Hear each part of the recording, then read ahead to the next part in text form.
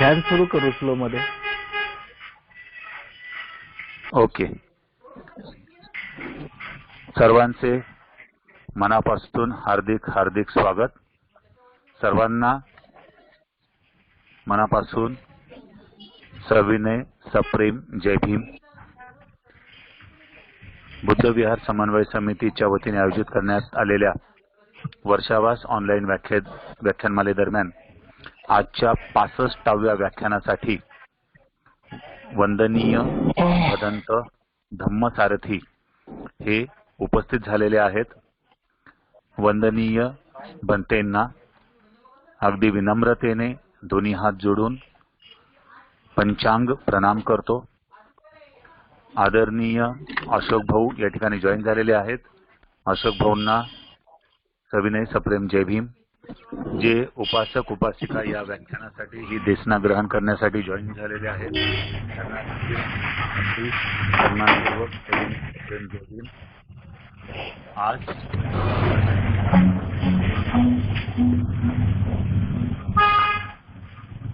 धम्म प्रचार की सही प्रणाली या विषयावर मार्गदर्शन करणार आहेत. प्रचार आणि प्रसार या गोष्टीसाठी जे काही यंत्रणा सध्या सर्व दूर आपल्याला कार्यरत दिसते त्यांना सर्वांना आजचं वंदनीय भंतेजींचं जे प्रबोधन आहे, मार्गदर्शन आहे, ते निश्चितच अतिशय पथदर्शक असं ठरणार आहे. धम्मप्रचार जो आहे तो खऱ्या अर्थाने कसा व्हायला पाहिजे, धम्मप्रचार की सही प्रणाली या खूप उपयुक्ततेच्या विषयावरती आज बनते आपणा सर्वांस मार्गदर्शन करणार आहे.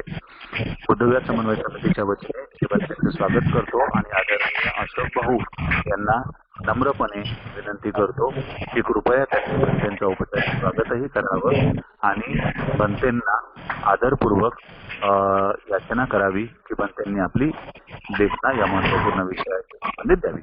आदरणीय नाहीतर गेट बंद करून फॅन चालू ठेव. महाकारुणिक तथागत सम्यक संबुद्ध बोधिसत्व परमपूज्य डॉक्टर बाबासाहेब आंबेडकर, सद्गुरु महात्मा ज्योतिबा फुले, सद्गुरु कबीर महाराज, सद्गुरु गाडगे बाबा यांच्या पावन स्मृतींना मी आपल्या सर्वांच्या वतीनं विनम्र अभिवादन करतो. पृथ्वीच्या पाठीवर बुद्ध वचनांचं, बुद्ध उपदेशाचं वितरण करण्यासाठी जे अहोरात्र भ्रमंती करतात ते शील सदाचाराचे धनी भगवंताचा शिष्य संघ, भिक्खू संघ यांना मी दोन्ही हात जोडून भूमीवरती मस्तक टेकवून आणि बुद्ध धम्म संघ या 3 रत्नांप्रती काही दोष घडला असेल तर संघाची माफी मागून मी त्यांना पंचांग प्रणाम करतो. ज्यांचं आज आपल्याला 65वं प्रवचन ऐकायचं आहे ते एक आदर्श भिक्खू,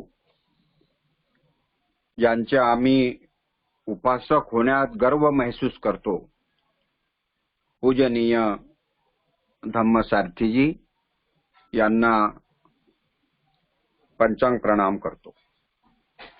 मित्रांनो, त्रिशरण पंचशील ही महत्वाची सूचना अशी की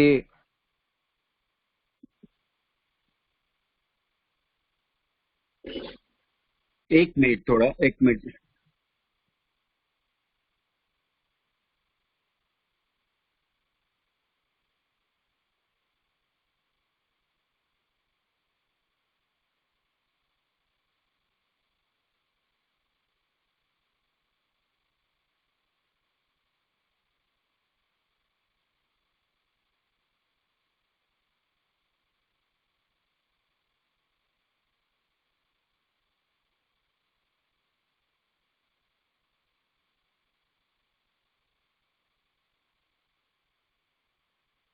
हॅलो.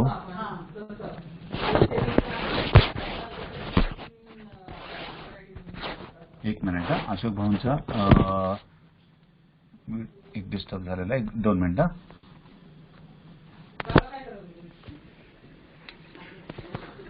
तो ऑटोमॅटिक पॉज झाला आहे.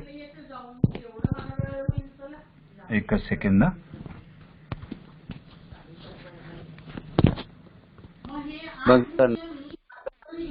हा भाऊ, आवाज येतो आता. येतो आवाज येतो.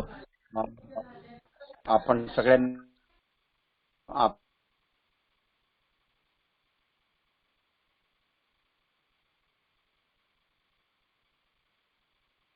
फोन होता आणि मी मधात कधी फोन उचलत नाही, पण आज मला तो फोन उचलावा लागला. व्यत्ययाबद्दल मी आपली सर्वांची क्षमा मागतो. आपल्या या 65 दिवसामध्ये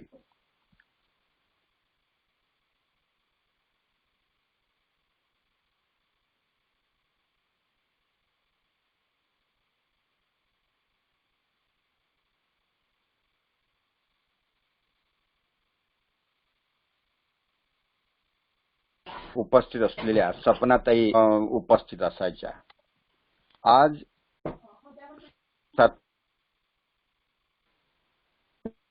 अनुसयाबाई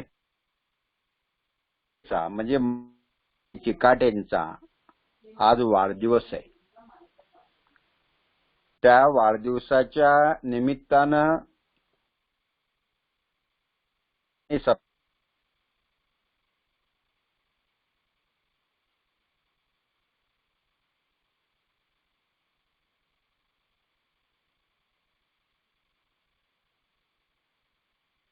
₹101 धुरीताई चिकाटे यांना आपल्या सर्वांच्या वतीनं त्यांच्या वाढदिवसाला मी त्यांना मंगलकामना व्यक्त करतो आणि त्यांच्याही वतीनं मी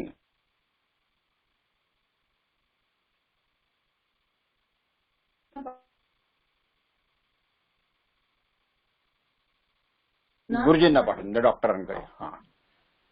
मी भंतेंना याचना करतो आणि आपण सर्वांनी त्याच्यासाठी दोन्ही हात जोडावे जिथे असाल तिथे आणि ग्रहण करावं. अरहं सम्मा संबुद्धो भगवा बुद्धं भगवन्तं अभिवादेमि. स्वाक्षातो भगवता धम्मो धम्मं नमस्सामि. सुपटिपन्नो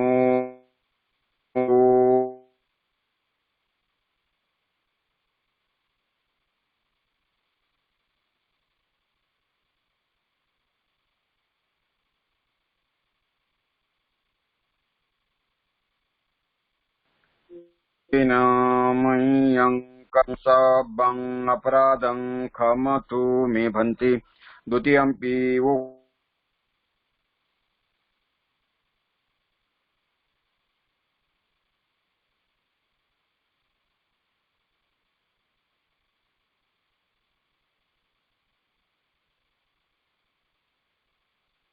कतं सबं अपराधं क्षमतु द्वारतयेन मया तं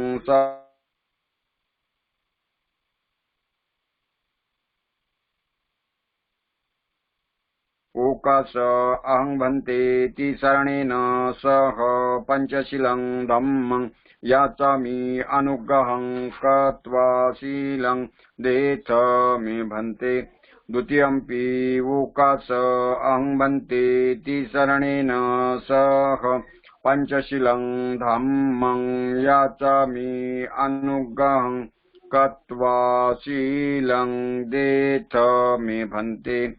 तृतीयंपि ओकाश अहं भन्तेति शरणेन सह पंचशीलं धम्मं याचामि अनुग्रहं कृत्वा शीलं देथ मे भन्ते.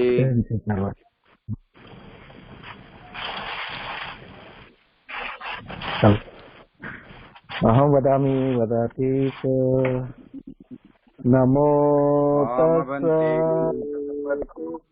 अर्हतु सम्मा सम्बुद्धस्स नमो तस्स भगवतु अर्हतु सम्मा सम्बुद्धस्स नमो तस्स भगवतु अर्हतु सम्मा सम्बुद्धस्स बुद्धं शरणं गच्छामि धम्मं शरणं गच्छामि संघं शरणं गच्छामि द्वितीयंपि बुद्धं शरणं गच्छामि द्वितीयंपि धम्मं शरणं गच्छामि द्वितीयंपि संघं शरणं गच्छामि तृतीयंपि बुद्धं शरणं गच्छामि तृतीयंपि धम्मं शरणं गच्छामि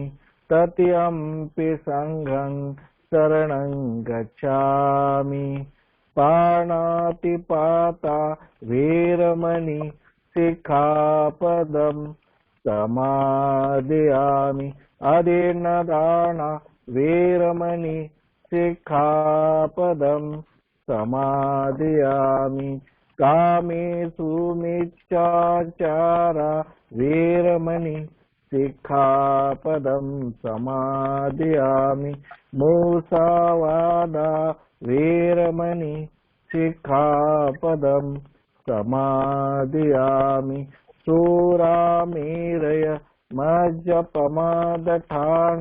वीरमणि सिक्खापदं समादयामि साधु साधु साधु। इमाय धम्मानुधम्म पटिपट्टिया बुद्धं पूजेमि इमाय धम्मानुधम्म पटिपट्टिया धम्मं पूजेमि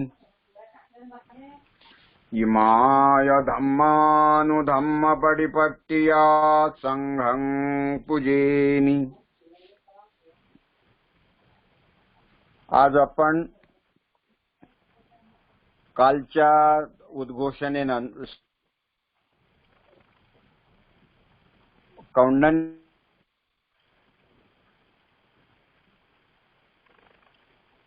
पण त्यांच्याकडे पाऊस खूप झाला आणि त्यांची टू व्हीलर तिथून निघू शकत नाही आणि त्यांच्या विहारामध्ये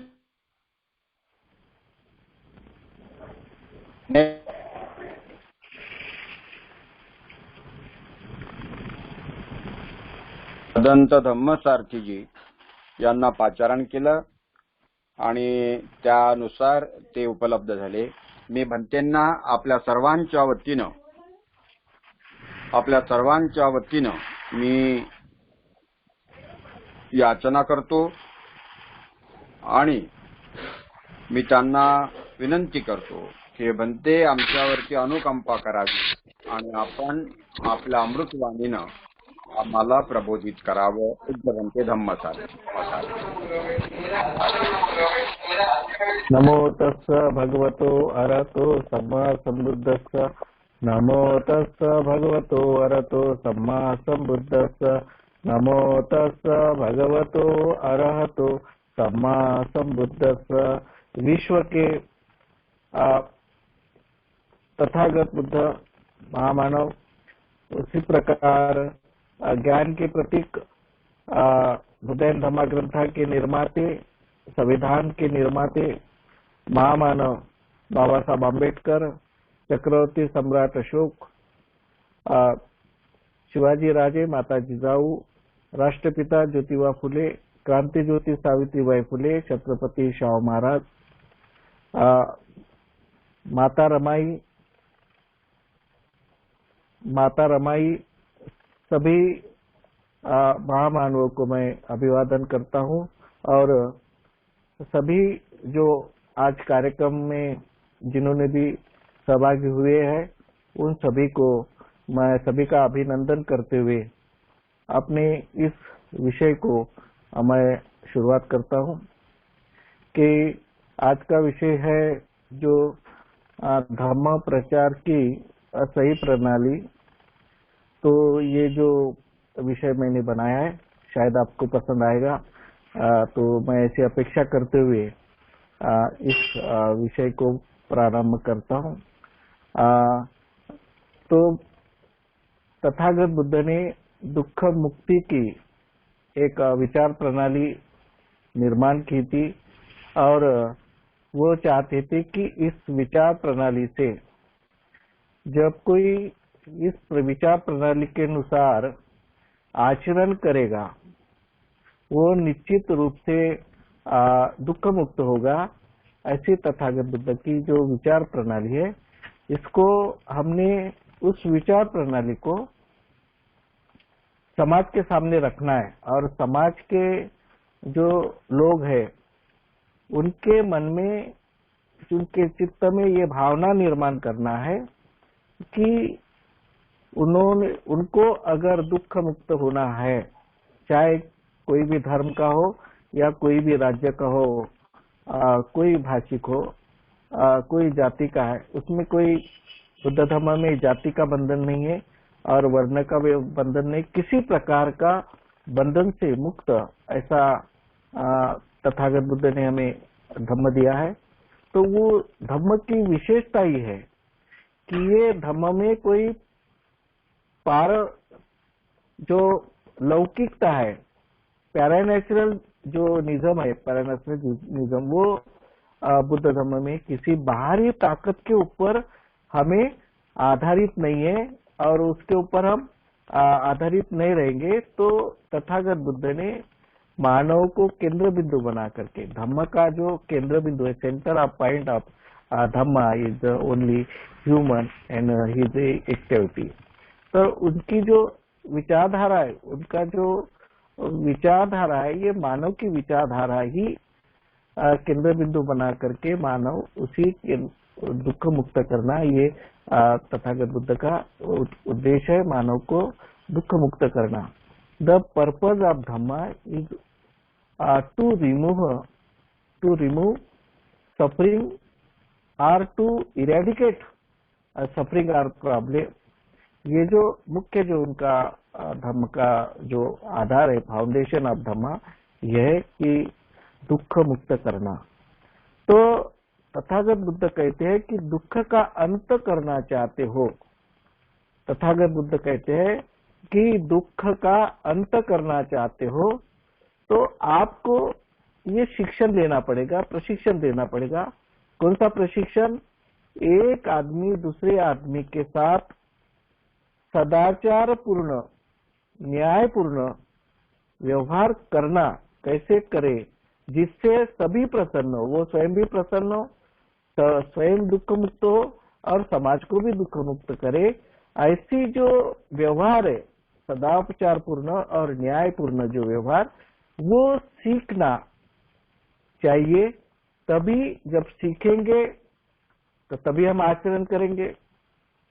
जब कुएं में पानी रहेगा तो आपके बकेट में पानी भर सकते हो, जब कुएं में पानी नहीं है तो बकेट में पानी आ नहीं सकता, बकेट नीचे जाएगी और बिना पानी से वैसे ही वापस आएगी। तो इसलिए जो विचारधारा है, विचारधारा की जो परंपरा है, वो हमें दुख मुक्त करने के लिए प्रवृत्त करती है। इसलिए ये जो हमें सीखना पड़ेगा। तो दुख का अंत करने के लिए तथागत बुद्ध ने ये कहा कि सदाचार मन में भरने के लिए लोगों के दिल में ये चाहत निर्माण होना चाहिए कि मैं कोई भी हालत में सदाचारी व्यवहार सीखूं और मैं कोई भी हालत में मेरे व्यवहार में सदाचार आए, न्याय की भावना निर्माण हो। तो कल यानी इसके पहले जो हमने जो बताया था कि जो कर्म का जो समय कर्म का जो मुख्य विचारधारा है, तो वो है कि to respect all type of feeling and rights of other. जो कल बताए थे कि ये मुख्य विचारधारा है कि हमारा व्यवहार सदाचार पूर्ण हो, लोगों का मान सम्मान करे, लोगों के अधिकारों की कीमत जान करके उनके कोई अधिकार का हनन न हो। ये जो दुख मुक्ति के लिए ये व्यवहार सीखने की जरूरत है। तो इसलिए धम्म प्रचार करना है हमें, क्योंकि ये सीखने की जरूरत है और सीखने की जरूरत के लिए हमें प्रशिक्षण भी चाहिए और प्रशिक्षक भी चाहिए, सिखाने वाले लोग भी चाहिए। तो तथागत बुद्ध ने जो धम्म में जो सदाचार निर्माण करने के लिए, सदाचार की भावना निर्माण करने के लिए एक छोटा सा धम्म आपके सामने रखा। किसके लिए? सदाचार व्यवहार, सदाचार पूर्वक व्यवहार, और आप एक में का रिस्पेक्ट करें, मान सम्मान करें, उनका आदर करें और उनके अधिकारों का रक्षण करें। इसलिए ये सदाचार पूर्वक व्यवहार करने के लिए आपसे छोटी सी चीज मांगी है।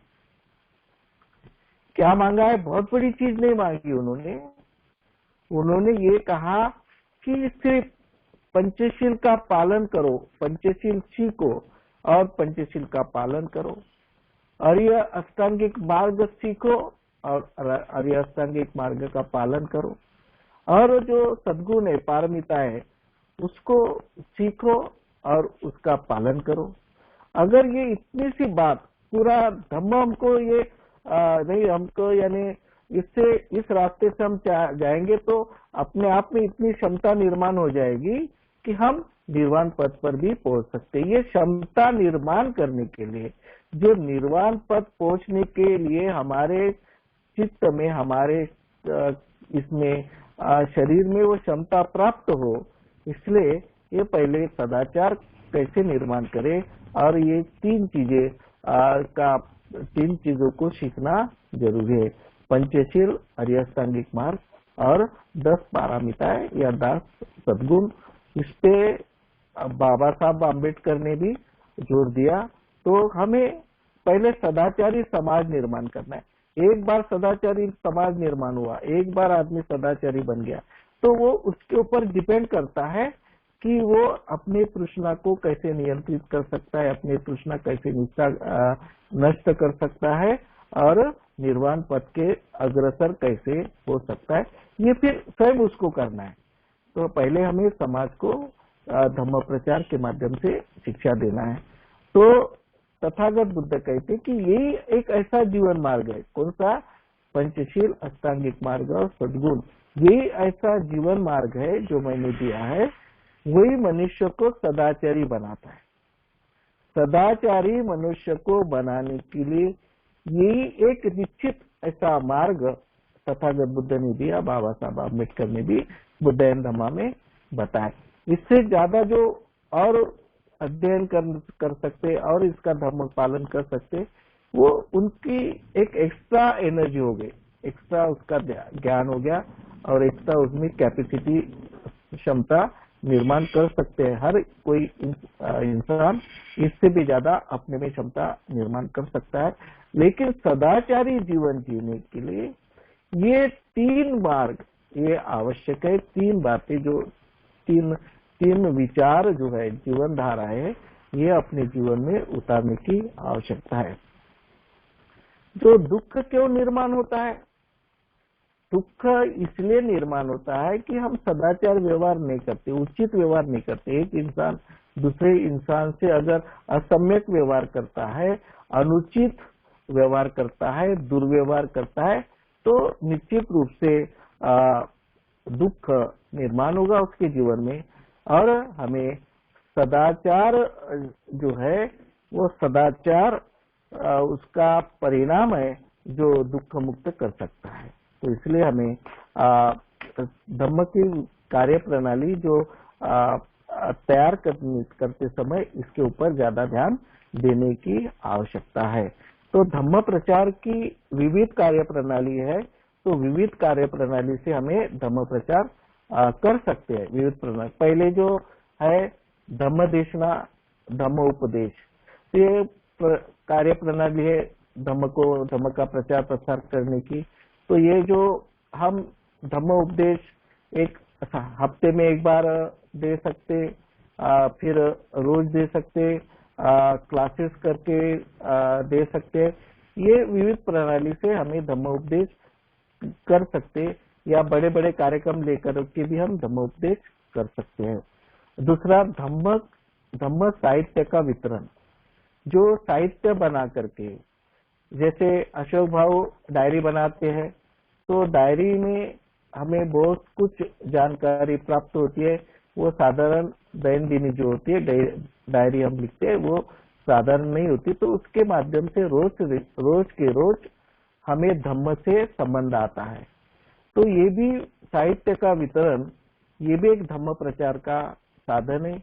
अभी धम्म प्रचार का साधन इलेक्ट्रॉनिक मीडिया ये बड़े पैमाने पे हो गया। जैसे आज हम लाइव धम्म देशनाएं दे रहे हैं और आप लाइव सुन रहे हो, आप प्रत्यक्ष एक मिनट को देख रहे हैं, तो ये भी एक इलेक्ट्रॉनिक मीडिया का इस्तेमाल अभी बड़े पैमाने पे हो रहा है। तो ये विविध मार्ग है, इस मार्ग से हमें धम्म का प्रचार प्रसार करना चाहिए। तो इसके लिए धम्म प्रचार प्रसार के लिए कुछ आवश्यक चीजें हमें करने की जरूरत है। आवश्यक चीजें हमें लगती है धम्म प्रचार करने के लिए। एक, हमें अच्छे धम्म प्रचारक की आवश्यकता है, जो कठिन से कठिन किताबें पढ़ के धम्म की, जैसे त्रिपिटक है, ये बड़ा हार्ड है, समझने में कठिन है, तो वो पढ़ने के बाद में भी जब लोगों को बताना है तो वो कितने सरलता से बता सके, क्योंकि सुनने वाले लोग तो उतने ऊंचे दर्जे के नहीं होते। तो हमें ऐसे धम्म प्रचारक चाहिए, जो बाबा साहब ने भी कहा है रंगून के भाषण में, कि धम्म प्रचार ये जो लोक भाषा होती है, जिस राज्य में हम जाएंगे लोक भाषा से, और लोक भाषा में और सरलता से जो उनको समझे। हम धम्म प्रचार इसलिए कर रहे हैं कि हम ज्ञानी है ये बताने के लिए हमको करना नहीं है। हम बहुत ज्ञानी है, हमारा बहुत आता है, बड़े बड़े शब्द का इस्तेमाल कर रहे हैं, बड़े बड़े अलौकिक शब्द का इस्तेमाल कर रहे हैं, बड़े बड़े अलौकिक बातें बता रहे हैं कि हम बहुत ज्ञानी है, ये लोगों के सामने प्रदर्शित नहीं करना है। हमारा ये टारगेट नहीं कि हम खुद को प्रोजेक्ट करें, खुद को ज्ञानी समझ के लोगों के सामने रखें, ये हमारा उद्देश्य नहीं होना चाहिए। जब भी मेरी टीवी पे धम्म देशना 2 साल हो गई कंटिन्यू वर्षावास में यूचेन बुद्धा पे, तो मैं एक एक प्रवचन को देने के लिए आधा घंटा देता था रोज। तो मैं इतना उसको ये करता था कि इसको सरलता से, इससे भी सरलता से मैं लोगों को कैसा समझा सकूं। किताब की भाषा लोगों के समझ में नहीं आती, टीचर इसी को रखा जाता है ना, जब किताब तो टीचर के पास में भी वही रहता है और स्टूडेंट के पास में तो वही किताब रहता है, लेकिन उसको सरलता से स्टूडेंट को समझाया जा सके, इसलिए टीचर का निर्माण होता है, टीचर की नियुक्ति होती है।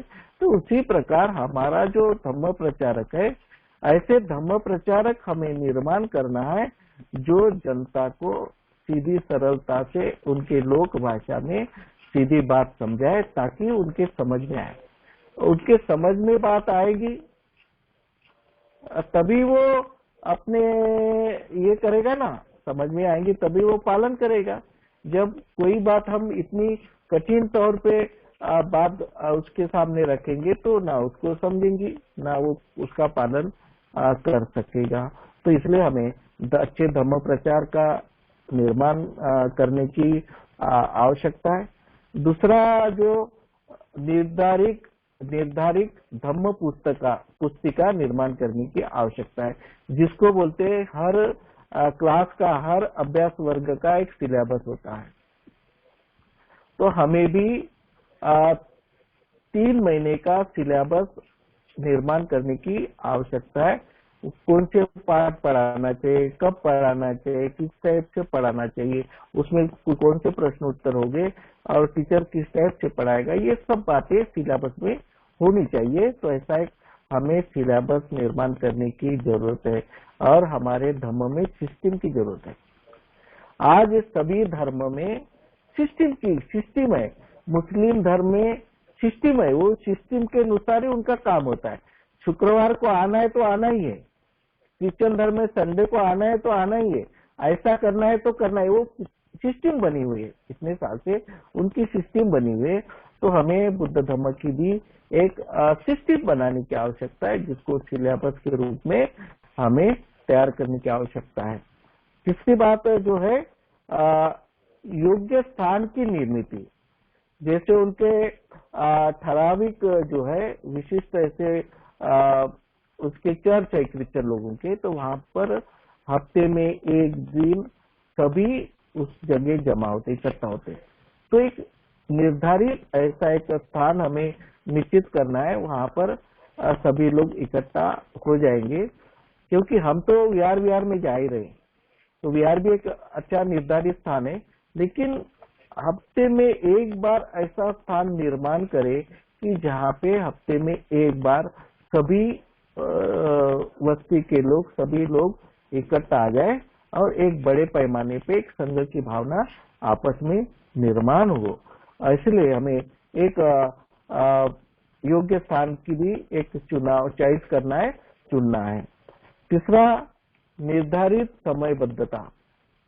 तो हमारा ऐसा नहीं कि एक निश्चित फिक्स टाइम निर्धारित करना चाहिए कि इस टाइम कहाँ का भी आदमी आए नागपुर में, तो उसको पता चलना चाहिए कि इस टाइम कोई न कोई विहारों में वंदना चल रही है या कहीं न कहीं संडे को इस समय प्रबोधन हो रहा है। ये निश्चित समय हम निर्धारित करें। जैसे एक बुद्धिस्ट राष्ट्र में श्रीलंका में आप जाइए तो वह वंदना का एक दिन में 3 बार या कभी 5 बार, 3 बार तो वंदना का जो समय है निश्चित रहता है। दोपहर को भी रहता है, सवेरे भी रहता है, रात को भी रहता है। तो जनरल जो जाने वाले लोग भी है, क्योंकि वो बुद्धिस्ट राष्ट्र है, तो जो जाने वाले लोग है वो भी समय, अगर वंदना का समय हो गया किसी बुद्ध विहार के पास में अगर वो है, तो वो अपना जर्नी प्रवास छोड़ करके उस विहार में जाएंगे और वंदना करके फिर अपने प्रवास को शुरुआत करेंगे। तो ये जो समयबद्धता है ये भी हमें फिक्स करना है। और उसके बाद श्रोता वर्ग को भी प्रवृत्त करना है। श्रोता वर्ग ही नहीं रहेंगे तो हम धम्म प्रचार प्रसार कैसे करेंगे? तो हमें लोगों में धम्म सुनने की एक इच्छा निर्माण करना चाहिए। लोग अभी नहीं चाहते धम्म सुने, वो इतना धम्म अगर बात उनके कान पे आ गई, समझो किसी ने बताया कि धम्म प्रवचन को जाना है, अरे नहीं मैं नहीं आता, मुझे ये काम है वो काम। अभी हम जैसे किसी घर में जाते, परित पाठ के लिए जाते हैं, तो उस घर में हम देखते हैं कौन रहती, जो घरगुती उपासिका जो रहती वही रहती, लेकिन घर के पुरुष नहीं मुझे तो ड्यूटी जाना है। जो बच्चे युवक है वो बोलेंगे मुझे क्लास है, मुझे ये आ जाना है। लेकिन धम्म को इतना महत्व नहीं दिया जाता आज भी कि मेरे क्लास से भी ये धम्म वर्ग मेरे लिए महत्व का है, मेरे ड्यूटी से भी ये आज का धम्म मेरे लिए महत्व का है। ये धम्म के बारे में जो रुझान होना चाहिए, मन में मानसिकता निर्माण होना चाहिए धम्म के प्रति, ये हमें निर्माण करने की आवश्यकता है। उसके लिए बड़े पैमाने पे प्रयास करने की आवश्यकता है। दूसरी स्टेप जो है तो वो प्रशिक्षण 3 महीने का, ये तो धम्म प्रचार का ये हो गया। अभी ट्रेनिंग भी आवश्यक है। तो ट्रेनिंग साधारणतः 3 महीने का प्रशिक्षण होना चाहिए। Training period must be near about 3 month. अभी देखो हमारे विरुद्ध में जो संघ काम कर रहा है, जो तथागत बुद्ध के संघ को उन्होंने अपना बना लिया, संघ प्रणाली को अपना बनाया, उसी संघ प्रणाली से जो काम कर रहा, तो आज हर साल वो संघ 3 महीने का वो प्रशिक्षण हर साल रखते हैं, वो 3 महीने का प्रशिक्षण। और उसमें 3 महीने के प्रशिक्षण में जो उनके धम्म प्रचार, उनके जो प्रचारक है, उनके कार्य में जो काम करते हैं, उनके संघ में जो काम करते हैं, वो 3 महीने का समय देते हैं, छुट्टी निकाल करके 3 महीने का समय देते हैं। जब भी 3 महीने का उनका प्रशिक्षण लगता है तो वो प्रशिक्षण में जो बड़े बड़े प्रचारक लोग हैं वो उसको अटेंड करते हैं। तो ये तो बुद्ध की प्रणाली है। जो वर्षावास जो रखा है वो वर्षावास, ये सिर्फ ऐसा नहीं कि वर्षावास में आओ और ऐसी वर्षावास को अब साधारण तौर पे हमने वर्षावास को लिया है, तो ये वर्षावास साधारण नहीं है, तो ये अनमोल और बहुत ही अच्छी परंपरा है जो बुद्ध से चली आ रही वर्षावास की। तो इस वर्षावास it is the only not वर्षावास, it is the training period of Dhamma, training period of discipline, mental discipline. ये ट्रेनिंग पीरियड होता है 3 महीने का प्रशिक्षण का कालावधि होता है। इसमें बहुत सारे लोग निवासी होना चाहिए। बड़े बड़े बुद्धिस्ट रास्ते में निवासी होता है प्रशिक्षण। जब तक निवासी हम ट्रेनिंग पीरियड नहीं लेंगे, ट्रेनिंग निवासी नहीं रहेगा, तब तक हमें रिजल्ट नहीं मिलेंगे। अभी क्या लोग सुनते हैं, फिर घर में जाते, फिर घर का प्रभाव, घर के लोगों का प्रभाव उसके चित्त पे आता है, तो वो फिर भूल जाएगा। घर के प्रभाव में जैसा मिलता है, तो जैसा एक नदी दूसरी नदी में मिल जाती है, तो वो दूसरी नदी का प्रभाव उसके मन में आ जाता है, उसके जल में आ जाता है। उसी प्रकार आदमी दिन भर अगर ट्रेनिंग करता है, सीखता है, वो घर में जाने के बाद में घर के प्रभाव में विलीन हो जाता है। तो उसको फिर उसका प्रभाव हम जितना चाहते हैं, हम अपेक्षा है जितना प्रभाव उसके ऊपर होना चाहिए, हमारी अपेक्षा है, वो अपेक्षा भंग हो जाती है, वो अपेक्षा हम पूरी नहीं कर सकते। इसलिए 3 महीने का निवासी प्रशिक्षण होना चाहिए। तो उस प्रशिक्षण में क्या होना चाहिए, 3 महीने के प्रशिक्षण में, तो उसमें टीचिंग भी होना चाहिए। तो टीचिंग जो उसको जैसे टीचर पढ़ाते हैं, किताब पे पढ़ाते हैं, बोर्ड पे पढ़ाते हैं, तो उस प्रकार टीचिंग क्लासेस होना चाहिए। जब मैं नांदेड़ में उदगीर के पास में जो है, मैंने 10 दिन का श्रावण शिविर दिया था, और वो भी टीचिंग क्लास पे, और वो भी एज की लिमिट रखा था मैंने कि मुझे 34 जो कॉलेज के लड़के चाहिए, जो 16 साल से 30 साल तक है, वो चाहिए, चाहे कम भी हो, लेकिन उनका मैं प्रशिक्षण दूंगा।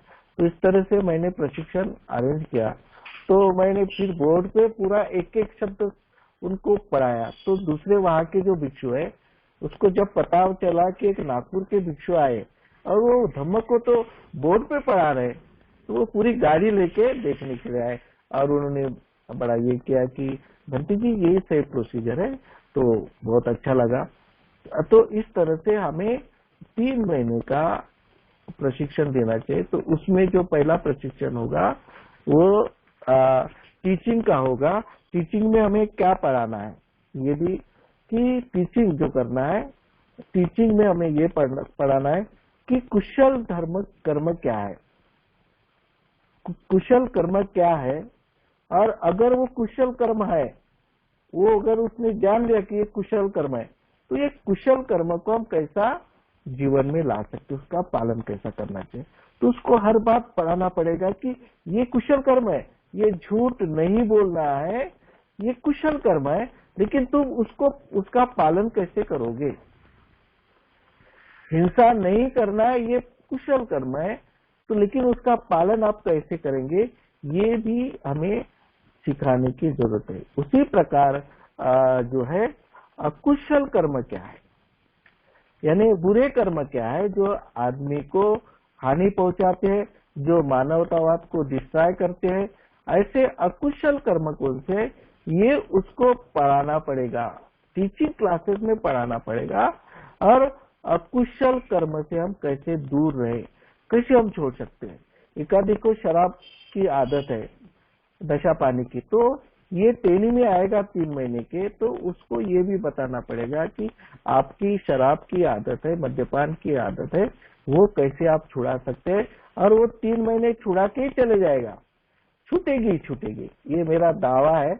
अगर उसमें अच्छे विचार से अगर प्रशिक्षण लेता है, तो मैं तो कहता हूँ कि मेरा जो अनुभव है कि वो 3 महीने से जब बाहर निकलेगा शिविर से, तो पूरा एकदम एक सदाचारी पुरुष बन के बाहर निकलेगा। जैसे मैंने तेलंगाना में 7 दिन का श्रावण शिविर लिया था, उसमें 225 श्रावणीर थे, जिसमें 7 दिन का लिया था, निवासी शिविर था तेलंगाना में। तो उसमें मैंने कोई प्रतिबंध नहीं रखा था कि शराब पीने वाले को मत भेजो, मुझे नहीं चाहिए। मैं बोला जैसे भी आदमी हो वैसे मेरे शिविर में भेज दो, उसको चूवर देंगे। महिला भी थी। तेलंगाना में क्या है, आंध्रा में मुंडन बनाने के लिए वो महिला कुछ आगे पीछे नहीं दिखती, तो महिला भी 25 महिला भी थी जिन्होंने चूवर लिया था। तो मैंने देखा 7 दिन निवासी शिविर लिया, और वो भी सवेरे से लेकर रात तक 9 बजे तक चलता था। टीचिंग चलती थी पूरी और प्रबोधन चलते थे। तो उसमें मैंने देखा कई लोग शराब पीने वाले थे। तो 7 दिन के अंदर जो तंबाकू खाने वाले लोग लड़के थे, शराब पीने वाले लोग थे, उन्होंने शराब छोड़ दी। और सबके सामने मैंने फिर ये रखा था, डिक्लेयर किया था कि जो भी शराब छोड़ना चाहता है वो आए, उनका हम सब मिलकर के स्वागत करेंगे। तो कई लोग सामने आए और बोले बंटी जी अब आज से हम शपथ लेते हैं कि आज से हम शराब को तो इस तरह से तो हमें ये प्रशिक्षण लेना चाहिए। दूसरा जो है कुशल कर्म का, और सदाचार दुराचरण दुराचरण का भी प्रशिक्षण हमें देने की जरूरत है। सदाचरण दुराचरण फिर दोनों भी समझाने की जरूरत है। सदाचरण क्या होता है, दुराचरण क्या होता है। फिर अष्टांगिक मार्ग का समय क्या होता है और मिथ्या क्या होती है। जैसे समाधिष्ठि क्या होता है और मिथ्या दिष्टि क्या होता है, ये दोनों भी उसको ये करना है, हमें दोनों भी सिखाना है। सदाचार भी सिखाना है और दुराचरण भी सिखाना है। कुशल कर्म भी सिखाना है, अकुशल कर्म क्या होता है ये भी सिखाना है। उसी प्रकार आर्य अष्टांगिक मार्ग में समा मार्ग क्या है और मिथ्या मार्ग क्या है, ये भी हमें सिखाने की जरूरत है। तो ये जो टीचिंग पार्ट हो गया। दूसरा जो पार्ट है वो मनुष्य के स्वभाव और प्रवृत्ति का प्रशिक्षण, कि ये जो इस टाइप का प्रशिक्षण हो कि वो कुशल प्रवृत्ति जो है, अकुशल प्रवृत्ति का जो प्रवृत्ति है, जैसे आदमी के चित्त में जैसे मन में जो प्रवृत्ति रहेगी तो उसी प्रकार वो काम करने के लिए प्रवृत्ति होगा, क्योंकि प्रवृत्ति के ऊपर डिपेंड करता है कि वो किस तरह से प्रवृत्त करेगा। इसलिए हमें अकुशल प्रवृत्ति जो उसकी है, क्योंकि हम 3 महीने उसका अवलोकन करेंगे, उसके ऊपर नजर रखेंगे, तो हमको पता चलेगा या फिर स्वयं को वो मान जाएगा स्वयं की मेरे में ये अकुशल प्रवृत्ति है। तो वो अकुशल प्रवृत्ति का इरेडिकेट करना है, उसको बुलोच्छेद करना है, उसको खत्म करना है। वो इसका प्रवृत्ति का प्रशिक्षण है। ये जो सिर्फ पढ़ाने का प्रशिक्षण नहीं है, ये जो ट्रेनिंग आप डिस्टेंट और डिस्पोजिशन का इसका जो प्रशिक्षण है, तो अकुशल प्रवृत्ति का मूलच्छेद कैसा करना चाहिए ये पढ़ाना पड़ेगा। दूसरा, कुशल प्रवृत्ति की प्राप्ति, हम कुशल प्रवृत्ति कैसे निर्माण कर सकते हैं इस बारे में भी हमें उसको जानकारी देना पड़ेगा। ये पूरा मेंटल पावर यानी मानसिक प्रशिक्षण होगा ये। और अकुशल प्रवृत्ति को कुशल प्रवृत्ति में कैसा ट्रांसफर करना पड़ेगा, बदलाना पड़ेगा, इसका भी प्रशिक्षण हमें लेने की जरूरत है। ये चित्त सुधारने का प्रशिक्षण है, ये एक प्रकारे चित्त सुधारने का प्रशिक्षण है। ये भी प्रशिक्षण की आवश्यकता है, क्योंकि जो प्रचारक बनते हैं, अभी हमारा क्या है, जो भी मिले थोड़ा बहुत आता है, हमारे पास प्रचारक कम है तो हम किसी को भी दे देते हैं और उसको कहते कि तू प्रचार कर, तो वो बेचारा प्रचार करता है। उसको धम्म के गहराई से उसका अध्ययन न होने की वजह से वो ठीक से जो बात लोगों तक पहुंचना चाहिए वो बात न पहुंचते हुए, जो हमारे महामानवों ने जो बात बताई है वो पहुंचने को होना, तो वो नहीं पहुंचती। और वो कैसा प्रशिक्षण देगा, जो उसको पता है वही देगा ना प्रशिक्षण। ऐसे प्रचारक को आप भेजेंगे कहीं, तो उसको जो जानकारी है वही बताएगा। उसको क्या मालूम महापुरुषों ने अंदर से गहराई से चिंतन करके हमें किस तरह से बुद्ध धर्म के बारे में उपदेश दिया था, लिखित स्वरूप में किस तरह से हमारे पास ये है, ये उसको जानकारी होगी तभी प्रशिक्षण देगा ना वो। तो इसलिए हमें उसके प्रवृत्ति का प्रशिक्षण देना चाहिए और उसके जो स्वभाव का भी प्रशिक्षण देना चाहिए। तो इस तरह से ये भी प्रशिक्षण होना चाहिए।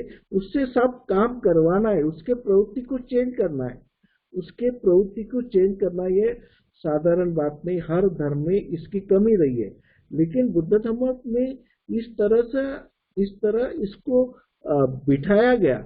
इस तरह का बुद्ध धर्म में प्रशिक्षण है जिसको चित्त सुधारने का प्रशिक्षण कहते हैं। तो बुद्ध धर्म में ऐसी भी विचार प्रणाली है कि आपके चित्त को हम सुधार सकते हैं। तो इसलिए हमें ऐसी प्रशिक्षण की जरूरत है। तो दूसरी बात है कि हम 3 महीने में ऐसा तैयार करें उसको कि उसमें इतना साहस निर्माण करें, उसमें इतना साहस निर्माण करे कि वो अकेला रहने के बाद में भी, अभी क्या है कुछ लोग, जैसे कुछ लोगों को तंबाकू खाना है, उदाहरण के तौर पे बताता हूँ, बहुत कम लोग अपने इसमें तंबाकू खाते होंगे, लेकिन मेरा कहना ऐसा नहीं कि हमारे समाज में तंबाकू खाते, ऐसा नहीं, बहुत कम लोग खाते होंगे। लेकिन कभी कभी क्या होता है, तंबाकू अरे पिताजी हाय सामने, पिताजी के सामने तंबाकू नहीं खाना चाहिए, तो वो पिताजी के सामने नहीं खाएगा, बड़े भाई के सामने नहीं खाएगा, लेकिन बाद में अगर वो अकेला रहा तो वो अवश्य तंबाकू खाएगा, क्योंकि उसको तंबाकू की लत है। तो तंबाकू वगैरह तो उसको जमेगा नहीं। तो इसलिए हमें प्रवृत्ति को चेंज करना है, का मतलब जो है वो अकेला भी हो तो उसके दिल में तंबाकू खाने की भावनाएं निर्माण न हो। जैसे व्यभिचार होता है, तो हम इस प्रशिक्षण में इस तरह से उसको प्रशिक्षित करें कि चाहे किसी के संबंध में भी आ जाए वो, तो भी मिथ्या यानी दुराचरण की भावना, लैंगिक दुराचरण की भावना उसके चित्त में ही न आए। अपने संबंध स्थापित करे, बहन है तो बहन का संबंध, भाभी है तो भाभी का संबंध स्थापित करें। इस तरह से उनमें जो भावना, चित्त को हम प्रशिक्षण करने की भावना, उसको कहते हैं कि उसमें साहस जुटाना है, उसमें साहस जुटाना है कि वो परिस्थिति में भी, चाहे विपरीत परिस्थिति हो, वो विपरीत परिस्थिति में भी उसके प्रवृत्ति में बदल न हो। इस तरह से हमारे प्रवृत्ति का उसको ये करना है। और इच्छा शक्ति जो उसको कहते हैं, हर एक इंसान में इच्छा शक्ति होती है, विल पावर, जिसको संकल्प शक्ति कहते हैं। ये संकल्प शक्ति इतनी बड़ी शक्ति है को हम इधर उधर शक्ति के तरफ देखते हैं, ये बाहरी शक्ति के तरफ ज्यादा ध्यान देते हैं। ये बाहरी शक्ति जो है अंधश्रद्धा है, अंधविश्वास है, वो बाहरी शक्ति है। तो वो चाहते कि इस शक्ति को प्रसन्न करे तो मैं सफल हो जाऊंगा, मेरे दुख दर्द है वो सब मिट जाएंगे। तो ये बुद्ध धर्म में ऐसी बात नहीं है। बुद्ध धर्म में उसका विरोध है, उसका विरोध है। वो बुद्ध धर्म में ये ऐसी शक्तियां नहीं मानी जाती। तो बुद्ध धर्म में एक शक्ति मानी जाती है, वो तुम्हारे चित्त की शक्ति, मन की शक्ति मानी जाती है, तुम्हारे विल पावर की शक्ति मानी जाती है। तो ये सबसे बड़ी, इसी विल पावर पर दुनिया चलती है, नैतिक क्रम बनता है, नैतिक कर्म बनते हैं। तो ये इच्छा शक्ति के आधार पर ही बनता है। तो हमें इच्छा शक्ति को इतना डेवलप करना है, उसकी इच्छा शक्ति इतनी बढ़ाना है कि वो कोई भी परिस्थिति हो, कैसी भी विपरीत परिस्थिति हो, तो वो इस विपरीत परिस्थिति पर विजय प्राप्त करके अपना जो अच्छे कर्म है वो अच्छा सदाचार से वो रह सके, परिस्थिति में उसको कोई परिणाम न करे। जैसे सिद्धार्थ गौतम जब ज्ञान प्राप्ति के लिए बैठे थे तो मार्सेना उनको टकराव करती थी, मार्सेना परेशान करती थी, यानी बुरे विचारों का जो झुंड है उसके मन में, चित्त में इतना परेशान करता था। तो उस समय सिद्धार्थ गौतम ने इतना विल पावर था, इतना मजबूत था, जिसको इच्छा शक्ति कहते। इच्छा शक्ति थी, श्रद्धा बल था, वीर्य बल था, प्रज्ञा बल था। इस बल के आधार पर उन्होंने, उसके ऊपर वो विकारों का कोई परिणाम नहीं हुआ, मार सेने का कोई परिणाम नहीं हुआ। तो इसलिए ये प्रशिक्षण हम ऐसे निर्माण करें कि जिसपे हमारा विल पावर इतना डेवलप हो, तो हमारी वेदनाएं क्या, संज्ञा क्या, संखार क्या, और हमारी चेतना जिसको वियांग कहते हैं वो भी परिवर्तित हो, वेदना में परिवर्तन हो, वेदना भी अच्छी बने, संज्ञा भी अच्छी बने, संखार भी अच्छे बने, और वियांग जो चेतना है हमारी वो चेतना में परिवर्तन हो। इसके लिए हमें ये प्रशिक्षण की आवश्यकता है। तो हमें उसके लिए जो चित्त का प्रशिक्षण है वो देना पड़ेगा कि चित्त कैसा काम करता है, चित्त में वेदना कैसी निर्माण होती है, वेदना से संज्ञा कैसी निर्माण होती है, और संज्ञा से संकार कैसा निर्माण होता है, और संकार से वियांग कैसे निर्माण होता है। तो ये उसको आध्यात्मिक जिसको कहते हैं वो पढ़ाने की आवश्यकता है। दूसरा जो अपना चित्त ज्ञान मूलक कैसा होता है, अपना चित्त भावना मूलक कैसा होता है, और अपना चित्त क्रियाशील कैसा बनता है, उसके बारे में भी हमें प्रशिक्षण देने की आवश्यकता है। तो ऐसे जो प्रशिक्षण है तो उसमें जो एक नैतिक और मानसिक सभ्यता का विकास करना है, उसके जो development mental and moral culture, जो मेंटल एंड मॉरल कल्चर है उसका हमें वो मेंटल प्रशिक्षण में उसका भी ये प्रशिक्षण देना है कि मेंटल उसका डेवलपमेंट करना है। मेंटल और मॉरल कल्चर जो कल्चर होता है हर एक इसमें सेल्फ कल्चर होता है, और हमें सभ्यता भी निर्माण करना है, बौद्ध सभ्यता हमें निर्माण करना है। तो इसलिए ये सेल्फ कल्चर का प्रशिक्षण आवश्यक है, जिसको मेंटल एंड मॉरल कल्चर का डेवलपमेंट का प्रशिक्षण कहते हैं, वो इसी में देने की आवश्यकता है। दूसरा फिलोसॉफिकल मेंटल साइंस का प्रशिक्षण, जो आध्यात्मिक मनोविज्ञान इसका भी हमें प्रशिक्षण देने की आवश्यकता है। तीसरी बात है कि हिमसेल्फ गवर्न बाय हिमसेल्फ, हम खुद का अनुशासक कैसा बनाए। आदमी खुद को पहले पहचाने, अंडरस्टैंड हिमसेल्फ, खुद को वो पहचाने खुद को, और खुद का गवर्न बने, यानी खुद को ही खुद का अनुशासक बने। अनुशासन अगर उसका खुद ही अनुशासक बन गया तो पूरी जिंदगी अनुशासन में वो गुजार सकता है। तो इसलिए इसका भी प्रशिक्षण देना चाहिए। उसकी दूसरी बात है to develop inward to the potentiality hidden within himself energy, जो आदमी के अंदर छुपी हुई जो छुपी विद्यमान जो क्षमता है। आदमी के देखो जो भी काम कर रहे हैं, हमारे युवा भी जो काम कर रहे हैं, वो उसके विद्यमान जो उसके अंदर जो क्षमता है, वो क्षमता को सिर्फ 10% या 20% वो इससे काम करते हैं। 80% उसमें जो क्षमता है उसका वो इस्तेमाल ही नहीं करते, वो वेस्ट हो जाती है। तो आदमी में 100% वो उसमें जो क्षमता होती है, आदमी में बहुत बड़ी क्षमता होती है। जब बड़े बड़े इन्वेंशन होते हैं, डिस्कवरी होते हैं, वो कौन करता है? इंसान ही करता है ना। वो पूरे दुनिया को चलाने वाला इंसान ही है ना। तो इंसान में कितनी बड़ी क्षमता है। तो इतनी बड़ी क्षमता होने के बावजूद भी वो सब हिडन है, तुम्हारे अंदर छुपी हुई है। वो तुम्हारे अंदर छुपी हुई, उस छुपी हुई क्षमता को हमें उजागर करने का प्रशिक्षण है ये। उस तुम्हारे अंदर की क्षमता, किसी को अच्छे गाने की क्षमता है, किसी को अच्छे खेलने की क्षमता है, किसी को अच्छे पेंटिंग की क्षमता है। हर एक आदमी में कई क्षमताएं है, और पूरी क्षमता बहुत बड़ी क्षमता है। तो उस क्षमता को, उसके अंदर जो सामर्थ्य होता है, बहुत बड़ा सामर्थ्य है, वो सामर्थ्य का विकास करना है। उसके अंदर जो क्षमताएं है उसका विकास करना है। और उसके अंदर तात्विक महानता, जो तात्विक महानता होती है हर एक इसमें। देखो अंगुलीमाल का आपको उदाहरण मालूम है कि अंगुलीमाल की अंदर जो तात्विक महानता थी वो पूरी नष्ट नहीं हुई थी।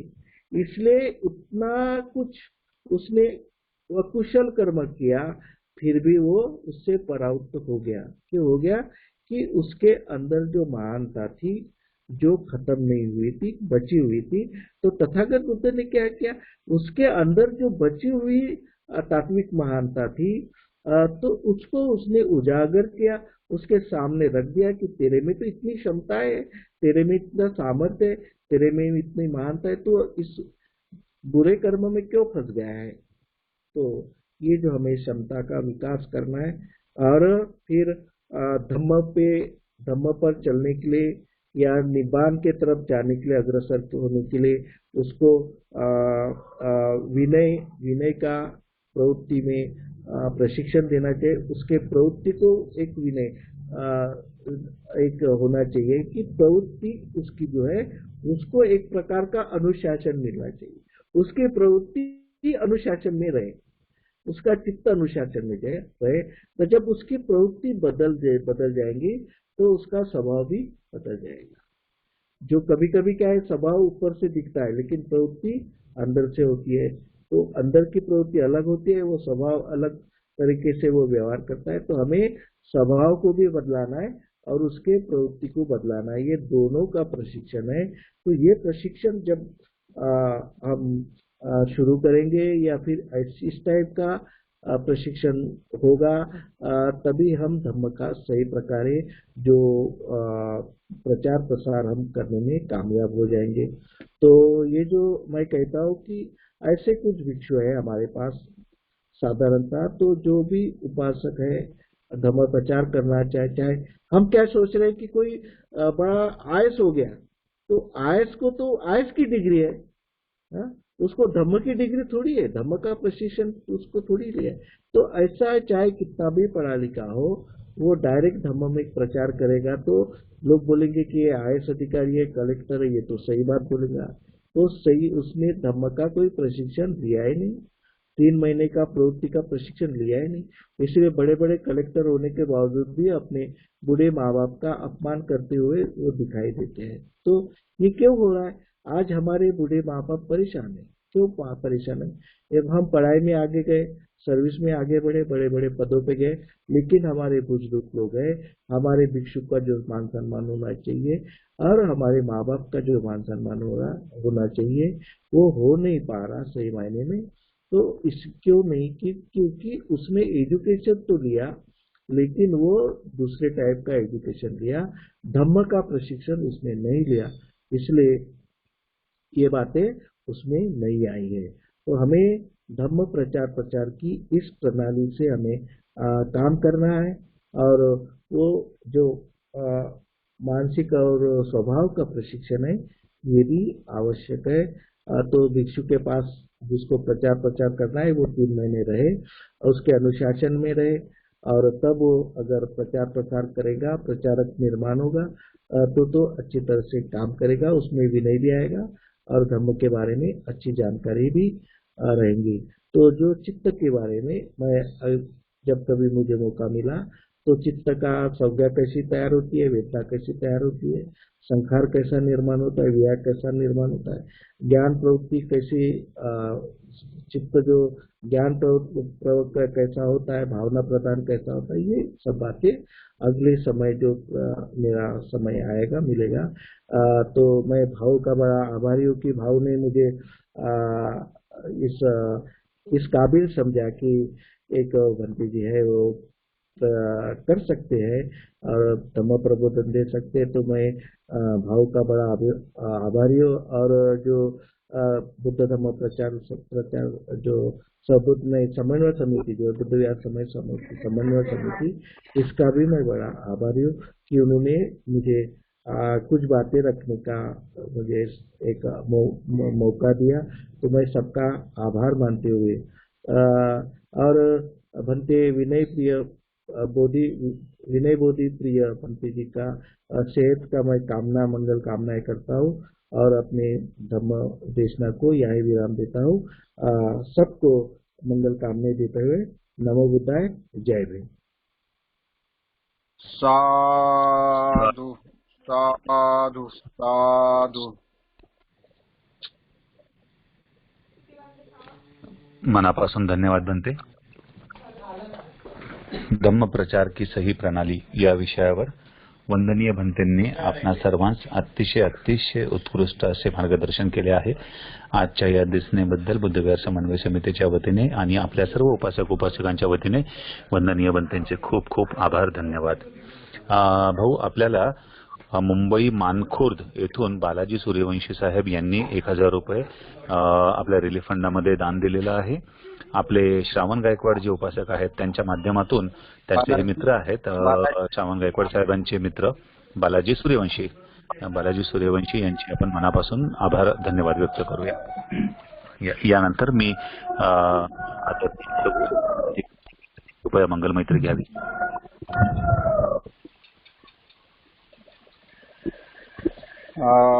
उपासक बंधूंनो आणि भगिनींनो, पूजनीय भंते विनयबुधी प्रिय हे जे आजारी होते, आवाज येत नाही भाऊ, आवाज येत नाहीये भाऊ, आवाज येत नाहीये. आता येतो भंते, इकडे व्यवस्थित येतोय आवाज. भाऊंचा आवाज व्यवस्थित येतो आहे. आपलं बरोबर आहे. भंतेजींना आवाज चालू करावं लागेल का? आवाज नाही. भंतेजी येतो आवाज. भंतेजींना म्हणावं तुम्ही चालू, म्हणजे ते आवाजाचा चालू बंद करा. सांगतो. भंतेजी कृपया स्पीकर जो आहे तो ऑफ झाला असेल त्याला ऑन करा, कारण भाऊंचा आवाज इकडे व्यवस्थित येतो आहे अगदी. बरं, हा भाऊ तुम्ही कंटिन्यू करा.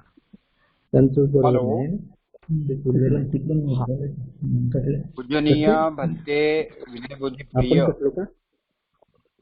हे कोरोना पॉझिटिव्ह होते आणि कोरोनाची ते म्हणजे शेवटी डिटेक्ट झालं. भंतेंना मी वारंवार सांगत होतो की भंते, आपली समाजाला खूप गरज आहे आणि अशा वेळी आपण 4 दिवस नाही काम केलं तरी चालेल, पण आपली सुरक्षा असणे, सांभाळणे हे समाजाच्या हिताच्या दृष्टीनं महत्वाचं आहे. शेवटी ज्याची भीती होती तो प्रसंग समोर आला आणि आपल्याला ते सुदृढ होण्यासाठी आपल्याला तळमळीनं आपण आपल्या जाग्यावरच आपण तळमळतो, त्याच्याशिवाय आपण काही करू शकत नाही. पूज्य भंतेंच्यासाठी आपण खूप खूप मंगल कामना करूया. ते लवकरात लवकर सुदृढ हो, त्यांची प्रकृती बरी हो. पूजनीय भंते कौंडण्यजी, पूजनीय भंते धम्मसारथीजी, आमच्यासाठी, आमच्या समाजाच्यासाठी, आमच्या धम्माच्या गतिशीलतेसाठी गरजेचे आहे. त्यांना चांगलं आरोग्य मिळावं, त्यांना आयुष्य मिळावं असं आपण त्यांच्याविषयी मंगल कामना करूया. आयुष्यमान परममित्र प्राध्यापक उमेशजी पाठारे सर यांच्या प्रयत्नामुळं, यांच्या सहकार्यामुळं, यांच्या यत्नांमुळं ही व्याख्यानमाला चालते आहे. पूर्ण कुटुंब त्यांच्या या प्रयत्नांमध्ये सहभागी आहे आणि म्हणून त्या कुटुंबाची मंगल कामना, सरांच्या दीर्घायुष्याची आणि आरोग्याची मंगल कामना आपण करूया. या 65 दिवसापासून जे लोक दररोज धम्म ग्रहण करतात, आपलाही फायदा आणि समाजाचाही फायदा त्याच्यातून होतो. म्हणून आपण सर्वजण एक दुसऱ्याची मंगल कामना करूया. या पृथ्वीच्या पाठीवर राहणारा पूर्ण मानव समाज, प्राणी मात्र, जीव जंतू, दिसणारे न दिसणारे, त्या सर्वांची त्यांच्या सुखाची कामना करू. त्यांच्या ते भयमुक्त जीवन जगावेत याची आपण कामना करू. ज्यांनी परमार्थ केला, दान दिलं, त्या सगळ्यांची मंगल कामना करू. आपला वाढदिवस पण साजरा कसा करायचा, तर दान पारमिता दान पारमिता पूर्ण करून वाढदिवस साजरा करायचा. आपल्या आईचा वाढदिवस साजरा करणं आपल्या पोरीसाठी पोरीचं काय कर्तव्य आहे, आपल्या विहीनबाईचा वाढदिवस साजरा कसा करायचा. एक अत्यंत आदर्श असं उदाहरण अनुसयाबाई सातपुते आणि सपनाताईंनी इथे आपल्याला घडून आणलं. मी त्या सर्वांचे मंगल कामना करतो. माधुरीताईंना परत त्यांच्या वाढदिवसाच्या शुभकामना देतो. आपण सर्वजण हात जोडावे.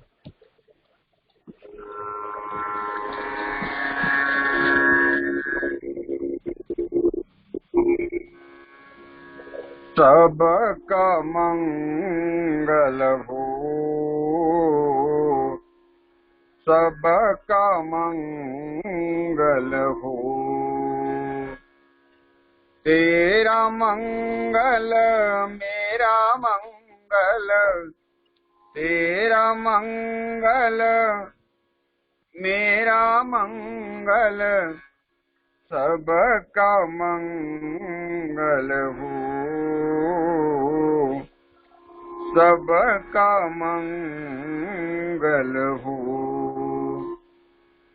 दृश्य और अदृश्य सभी जीवों का मंगल हो रे. जल के थल के और गगन के, जल के थल के और गगन के प्राणी सुखिया हो, सबका मंगल हो. दस दिशाओं के सब प्राणी मंगल लाभी हो रे. निर्भय हो निर्भय बने सब, निर्भय हो निर्भय बने सब, सभी निरामय हो, सबका मंगल हो. फिर से जागे धम्म जगत में, फिर से होवे जन कल्याण. जागे जागे धम्म जगत में, जागे जागे धम्म जगत में, होवे जन कल्याण, होवे जन कल्याण. राग द्वेष मोह दूर हो जावे, जागे शील समाधि ज्ञान. जन जन के दुखड़े मिट जावे, जन जन के दुखड़े मिट जावे. फिर से जाग उठे मुस्कान, जाग उठे मुस्कान. जागे जागे धम्म की वाणी, मंगल मूल्य महाकल्याणी. जागे बुद्ध सदृश कोई ज्ञानी, जागे बुद्ध सदृश कोई ज्ञानी. होवे सुखी सब जग के प्राणी, होवे सुखी सब जग के प्राणी. सबका मंगल हो, सबका मंगल हो. मेरा मंगल तेरा मंगल मेरा मंगल, तेरा मंगल सबका मंगल हो, सबका मंगल हो। सब पाप सकरणं कुशलस्य उपसंपदा, सचित्त परियोदपनं एतं बुद्धान शासनं। साधु साधु साधु। इमाय धम्म पटिपट्टिया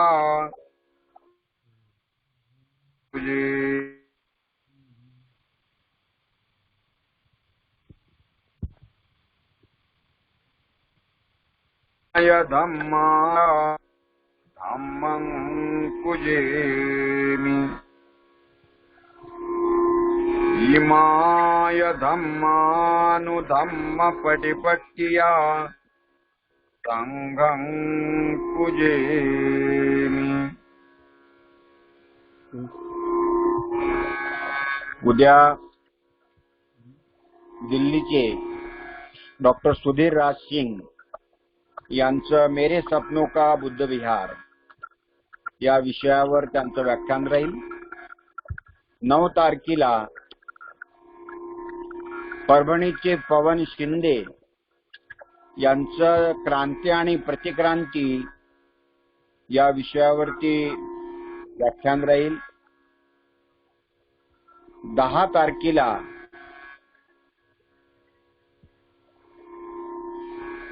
भदंत धम्मसारथी यांचं परत प्रवचन राहील